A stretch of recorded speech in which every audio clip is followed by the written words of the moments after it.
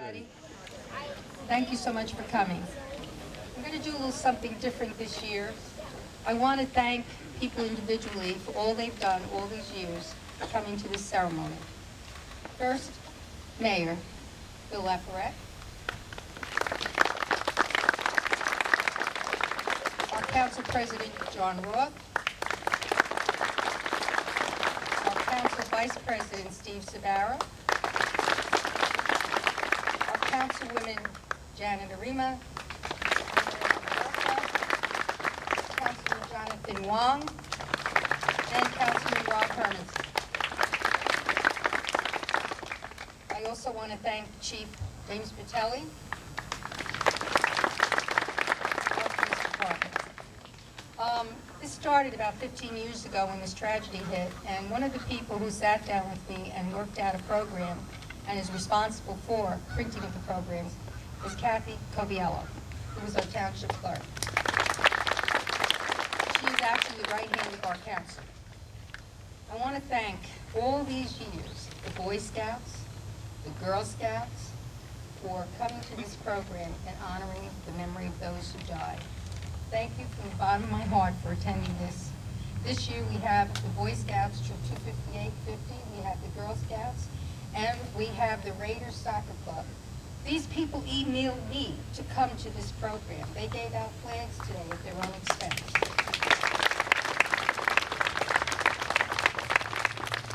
Lynn, where are you? Lynn Mahwah flew from the high school, has the choir. From the first day we started this, Lynn supplied our choir. Girls, would you please come forward? I would like them to say their names because I usually murder the pronunciation of their names. Girls? I'm Carolyn Mabrikush. I'm Mira Ravi Kumar. Deirdre Wysocki. Tommy Neely. Anna Morel.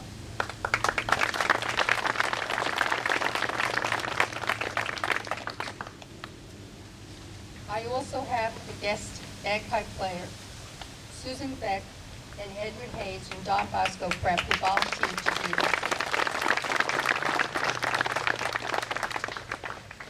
Our police department, our volunteer fire department and ambulance corps. I'd like our two assistant chiefs to step forward, please, and give their names. Good afternoon. Thank you for coming out. Ken Warnett. Ladies again.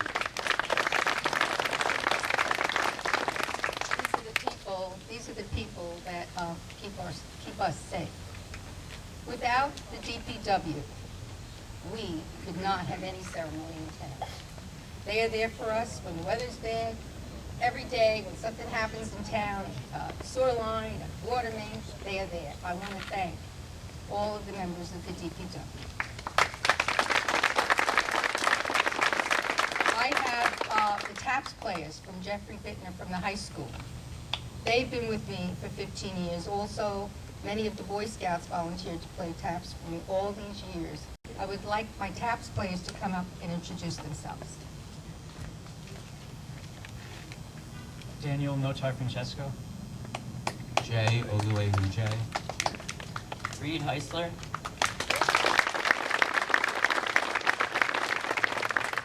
How lucky we are to have the teachers that we have in our system.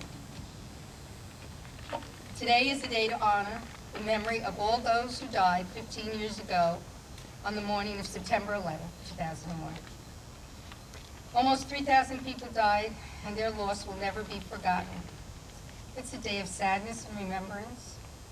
We remember the attacks on the World Trade Center, the Pentagon, and the brave passengers of Flight 93 in Pennsylvania. We must always remember those who were lost and those who gave their lives to help save other people, the families, the loved ones whose lives were changed forever. On that day, we truly came together as one nation, united by a tragedy, showing our strength and determination, standing up to terrorism with love and compassion. Our world has changed forever. We should always remember the police, the firemen, and all the rescue workers who chose to stay and help others and lost their lives. They didn't think twice about that they might not survive. They were our heroes. We must never forget what the power of hate can do, and we must remember that we as Americans stand together with love, compassion, and commitment. We're winners when we do that.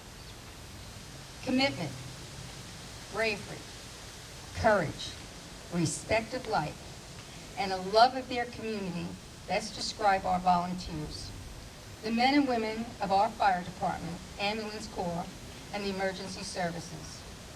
These volunteers, along with our police department, are the people who will protect us day and night. It takes really very special people to serve the public and to do these jobs, especially today with all the hate and attacks on these special people. These people are committed to saving lives, our lives. These people are our heroes. On behalf of all the residents, I thank you. Please thank our heroes. I would like a person from the Boy Scouts, the Girl Scouts, the soccer team to come forward.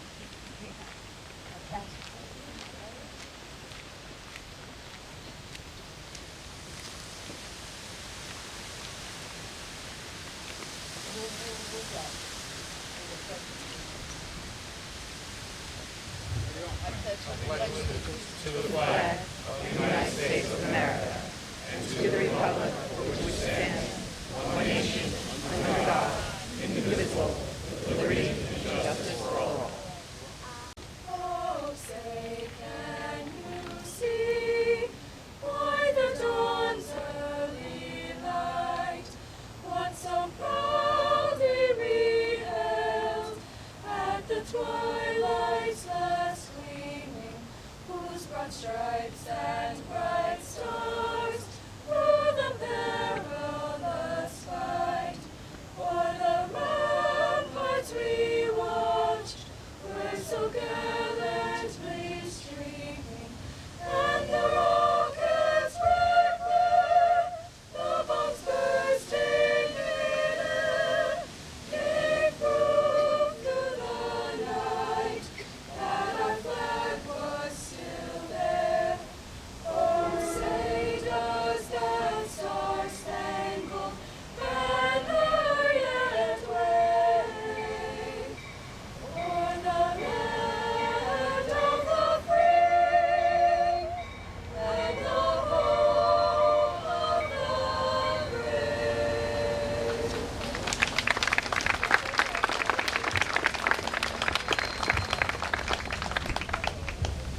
Gianni Spinella, Troop 50. Ken Sagave. Brandon Diaz. TJ McCarthy. Sophia DeSando.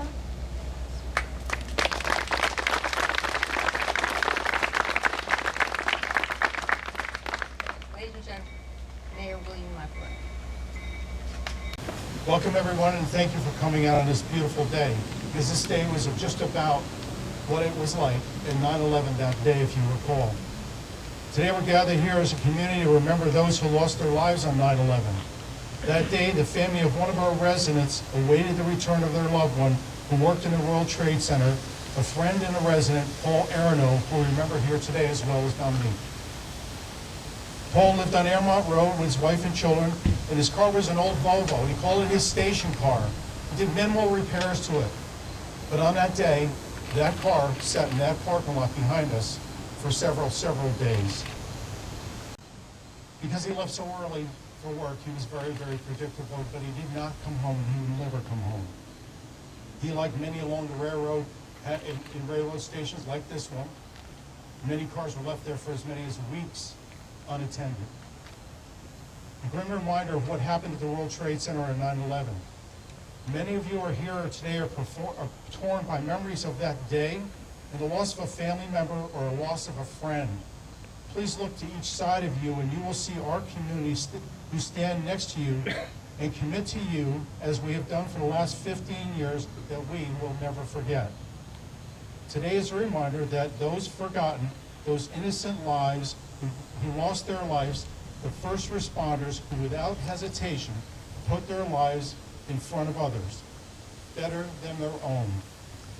When you ask a first responder or a police officer, why do you risk your life for others? The simple answer is because we love what we do.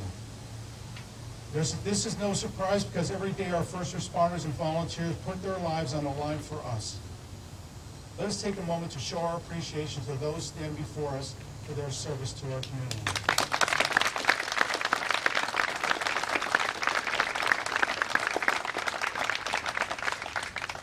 The former mayor of Mahwah, Joanne Makeley, met with me a few months ago.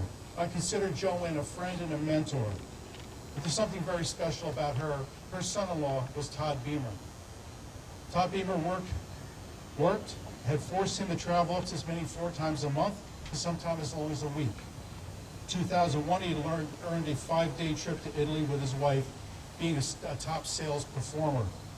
They returned home on Monday, September 10th at 5 p.m. While Todd could have left that night for a Tuesday business meeting in California, he opted to stay with his family at home. Left at 6:15 a.m. in the next morning to take an early flight to Newark to San Francisco to meet with representatives of Sony. United Flight 93 was scheduled to depart at 8 a.m., but the Boeing 757 did not depart until 42 minutes later due to some runway traffic.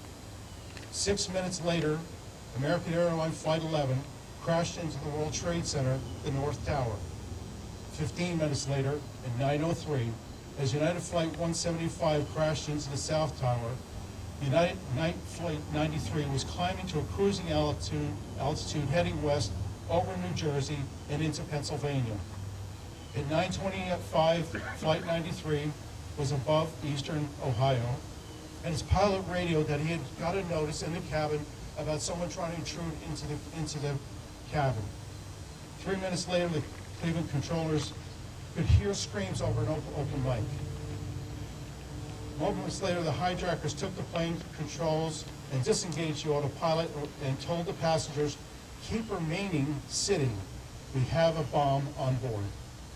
Within 6 minutes, the plane changed course and was heading for Washington, D.C. Several of the passengers made phone calls to loved ones who informed them about 2 planes that had crashed into the World Trade Center and the 3rd into the Pentagon. Todd Beamer tried to place a credit card call through a phone located on the back of the seat, but was routed to a customer service representative who passed him on to GT Airphone Supervisor Lisa Jefferson. With FBI agents listening to their call, Todd informed the hijackers had taken over 93 and that 1 passenger had been killed, and also mentioned dead pilots. He also stated that 2 of the hijackers had knives and 1 appeared to have a bomb strapped to him. While hijackers veered the plane sharply south, Beamer briefly panicked, exclaiming, "We're going down, we're going down." Following this, the passengers and flight crew decided to act. According to accounts of cell phone conversations, Beamer, along with Mark Ingram, Tom Burnett, and Jeremy Glick, formed a plan to take the plane back from the hijackers. They were joined with other passengers discussing their options and voting on a course of action and ultimately deciding to storm the cockpit and take over the plane. Beamer told Jefferson that the group was planning to jump on the hijackers and fly the plane into the ground before the hijackers could follow through with their plan. Beamer recited the Lord's Prayer from Psalm 23 and was heard with many of the others joining in. Beamer requested of Jefferson, "If anything happens to me, please tell me, my family, that I love them." After Jefferson heard the muffled voices clearly, "Are you ready?" he said the famous words, "Okay, let's roll." These were Beamer's last words. The plane crashed into an empty field in Shanksville, Pennsylvania, at 580 miles an hour, killing everyone on board. There's no question that the heroic acts of Todd Beamer and the passengers who decided to take this action saved countless lives in our nation's capital. This is an act of selfless heroism has been heard many times in 9/11. Mahwah resident Richard Clark, who reached through sheetrock walls to save someone's life by carrying them down a flight of stairs, is still a Mahwah resident. To our own Mahwah Fire Department and Mahwah Police, ambulance, OEM, who stood by support for 9/11 during those days to follow. To the everyday sacrifice of our police department, volunteer fire department, our volunteer ambulance, CERT, and OEM. They make us safe every day. Words cannot go far enough to express our community's deep appreciation for what you do for us. Thank you. Simply stated, thank you from all of us. Let us commit as a community that we will gather for 9/11 each and every year. And remember, the 2,996 who died, the over 6,000 who were injured, and the death toll that within the next 5 years will eclipse the sum total of those who died because of cancer and other health-related issues. Thank you again for this time to stand here with you, our community, and thank you so much for coming forward. And may God bless our police, our first responders, and God bless our wonderful community. Thank you very much.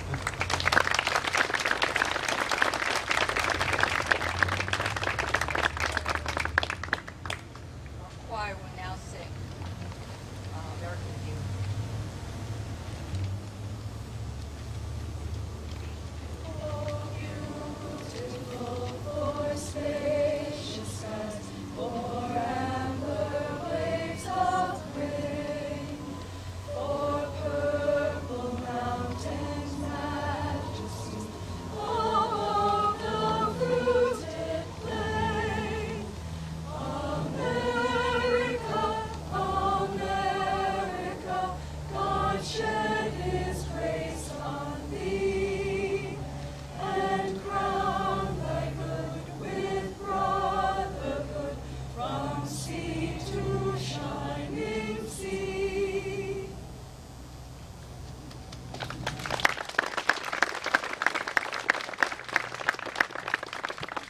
Introduced our guest speaker. I just want to thank Tom Dewan and Bob Franzetti and the exempt firemen for putting up the flags to honor the firemen and policemen who lost their lives. Thank you, Tom. Thank you, Bob. Our next speaker is our council president, John Roy.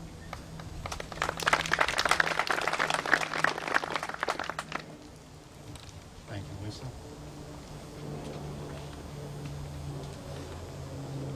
It hardly seems like 15 years since the terrible events of 2001 on September 11th. And yet, we gather here today to remember and to fulfill the commitment we made back then that we would never forget.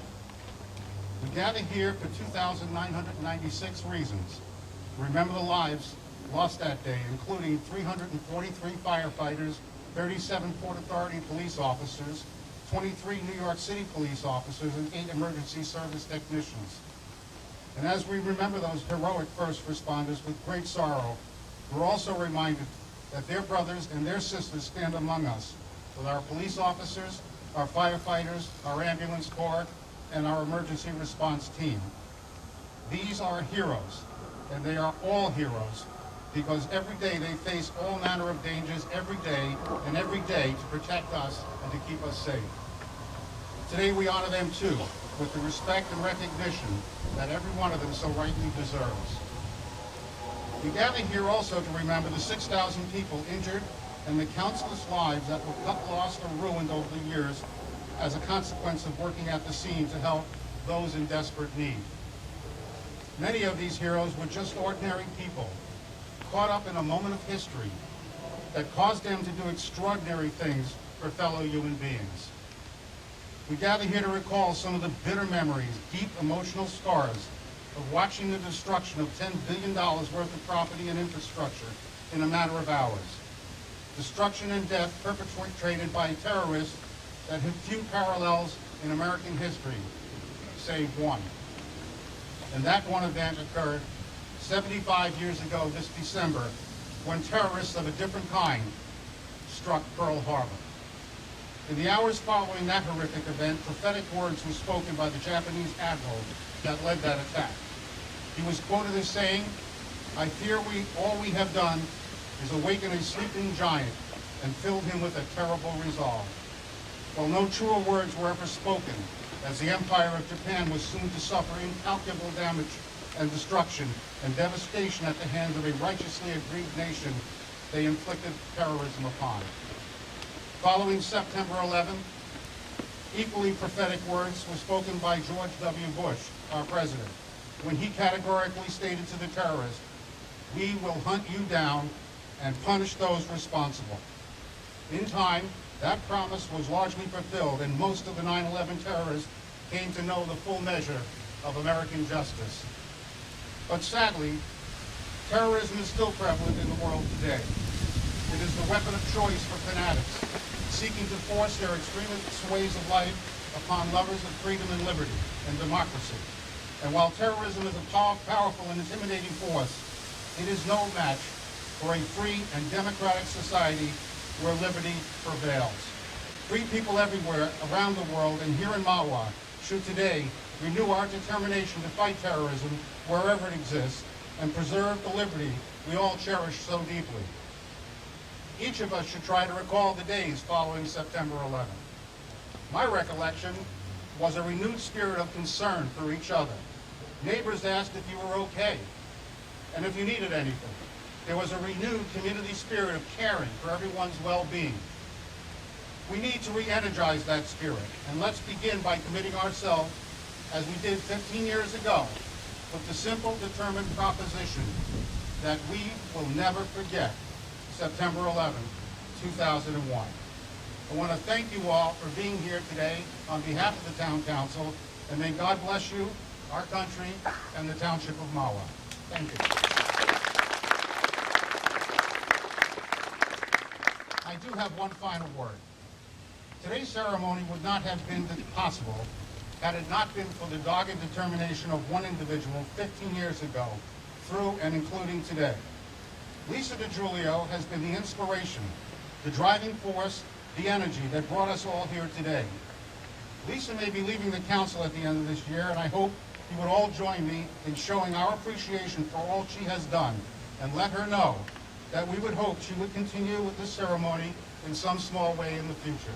Thank you so much, Lisa.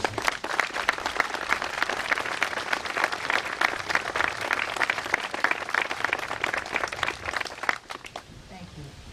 We'll have our choir sing God Bless America.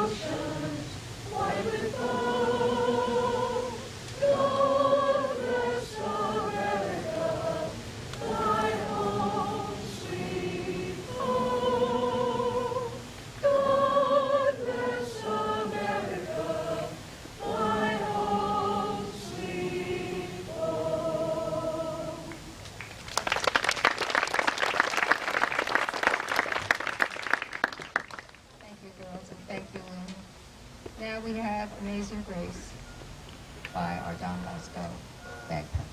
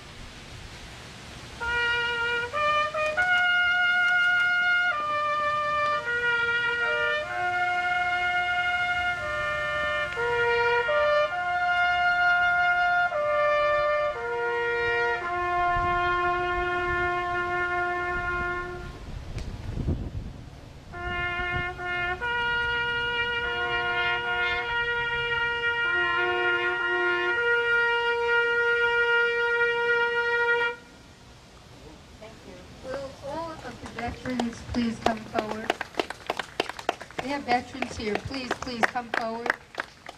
Veterans, please, please. Please stand in front over there, please. Please stand up front. All veterans, please, even firemen, please come forward. Come forward, veterans, veterans. Ladies and gentlemen, I would like you to show your respect and admiration for these gentlemen and our firemen and all of those that take life and protect life for us in this community. Let's hear it for them.